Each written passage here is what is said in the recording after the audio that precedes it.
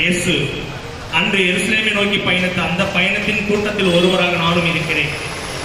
அப்படியாக ஆண்டவருடைய மீட்பு என் வாழ்வில் செயல்பட வேண்டும், வெளிப்பட வேண்டும் என்ற எதிர்நோக்கை கொண்டிருக்கிறேன் என்ற ஒரு உற்சாகமான உணர்வோடு அதன் அடையாளமாக குருத்தோலை என்கின்ற அடையாளத்தை கையில் ஏந்தி நம்பிக்கையோடு நாம் இந்த வழிபாட்டிலே பவனிலே பக்தியோடு பங்கெடுப்போம். உண்மையிலேயே நாம் எந்த அளவுக்கு ஆயத்தமாக தயாரித்து பின்பற்றுகிறோமோ அந்த அளவுக்கு இறைவன் நம்மை ஆசீர்வதிக்கிறவராக இருக்கிறார். அதில் எந்த அளவுக்கு சந்தேகம் இல்லை. அப்படியாக இந்த தூய மறை நிகழ்விலே நாம் தகுதியான நிலையில் பங்கெடுக்க அழைக்கப்படுகிறோம். தடையாளிக்கிற நம்முடைய குற்றங்களை எண்ணி பார்ப்போம்.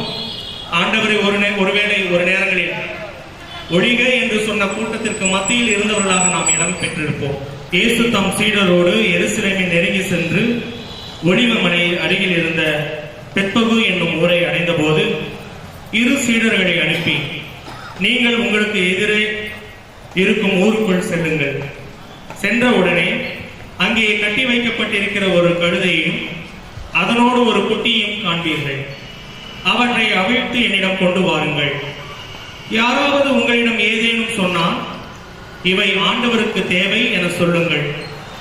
உடனே அவர் அவற்றை அனுப்பிவிடுவார் என்றார். மகள் சீயோனிடம் செல்லுங்கள். இதோ உன் அரசர் உன்னிடம் வருகிறார். அவர் ஏழ்மையுள்ளவர். கழுதையின் மேல் ஏறி வருகிறார். கழுதை குட்டியின் மேல் அமர்ந்து வருகிறார் என்று இறைவாக்கினர் உரைத்தது நிறைவேற இவ்வாறு நிகழ்ந்தது. சீடர்கள் போய் இயேசு தங்களுக்கு பணித்தபடியே செய்தார்கள்.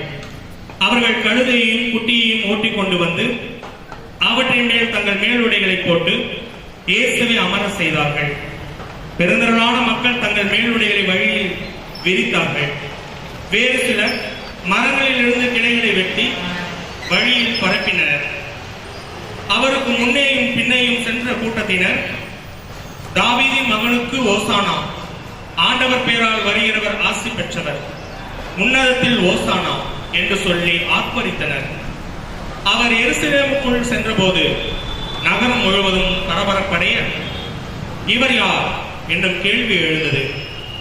அதற்கு கூட்டத்தினர், இவர் இறைவாக்கினர் இயேசு, கலிலேயாவில் உள்ள நாசரேத்தை சேர்ந்தவர் என்று பதிலளித்தனர். கிறிஸ்துவின் அருள்வாக்கு. அன்புக்கினியவர்களே, இந்த பவனியில் பங்கெடுக்கிற நாம் இயேசு கிறிஸ்து நம்முடைய வாழ்வில் யாராக இருக்கிறார் என்பதை வெளிப்படுத்துவதற்கான ஒரு வெளி அடையாளம். இதனுடைய உள்ளார்ந்த அர்த்தமும் ஆழமான அடிப்படை நம்பிக்கையும் என்ன என்று பார்க்கிற பொழுது, ஓசானா என்ற வார்த்தை ஆண்டவரை என்னை உடனே மீட்டரும் என்பதன் பொருள். ஆண்டவரை நாம் மீட்பராக ஏற்றுக்கொண்டு நம் சொந்த இரட்சகராக ஏற்றுக்கொண்ட நாம் குருத்தோலையை கையில் ஏந்தியவர்களாக பவனியில் செல்ல இருக்கிறோம்.